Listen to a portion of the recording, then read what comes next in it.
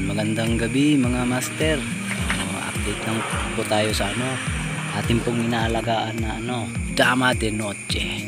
So sa akin pong pagkakaalam mga master, mga ma'am, sir, kukunti na lang po yung nag-aalaga nito. Dama de Noche. Medyo rare na po siya mga master, na-feature na din po ito ni Jessica Soho sa kanyang palabas.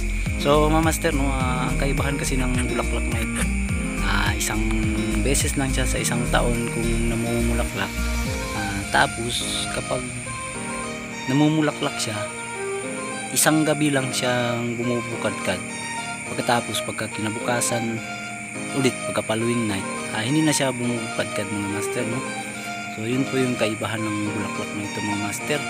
Yan, ganda mga master, puti. Yan. Kasi siya mga master, sa isang taon ng pag-aantay, isang beses lang siya na namumulaklak.